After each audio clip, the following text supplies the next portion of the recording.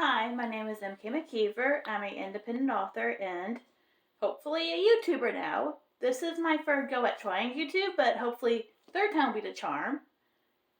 And now I'm going to talk to you about a book I did not write, but I really did like. We Kept Her in the Cellar, a Cinderella horror by W.R. Gorman. As you might guess by the subtitle, it is a horror retelling of Cinderella, where Cinderella is the villain of the piece and her stepfamily is the good guys. Now, in recent years, there have been several Cinderella retellings, many of them darker, that do seek to rehab the stepsisters, at least into more sympathetic characters. But this strikes me as a little different from all these retellings because it also delves into cosmic horror, and none of those retellings make Cinderella the villain. The book itself actually kind of reminded me of Snow, Glass, and Apples. Now, when you get to the nitty gritty, these stories are very different. They're different kinds of horror. They're retelling of different fairy tales, but in a very vague sense, they both resituate the heroines as monstrous beings and rehab the villains into anti-heroes who are just trying to keep the body count at a minimum. And I think this book did a great job of that. Now, the book has a three-part structure. One is sort of a prologue explaining how they wound up with young Saga for a step-sibling.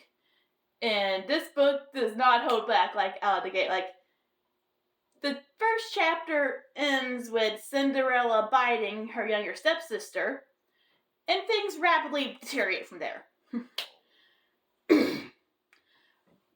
Part 2 focuses on your layout of the basic fairy tale, except a much more violent retelling. It even managed to work in the bit about our main character, Eunice, who is one of Cinderella's stepsisters, cutting off her foot to try to take Cinderella's place. And, oh, that is a brutal scene. But, much like in the original tale, this plot fails when Eunice starts bleeding out in front of everyone. And the final part is Cinderella's in the palace. She's getting married to the prince. It looks like her plans of world domination are going to work, and it's basically Eunice and the rest of the step family trying to stop her. All in all, this is a very gripping read. I really loved it. I found just the way it does uses all the tropes in a really original way.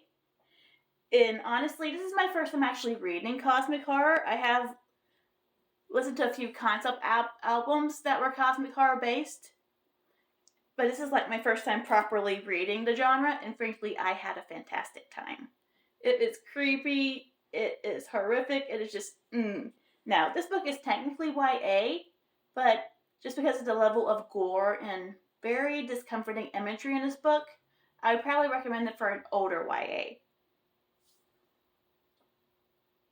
Now, I don't know how much actually detailed spoilers I want to give you, so I'm just going to leave it at that.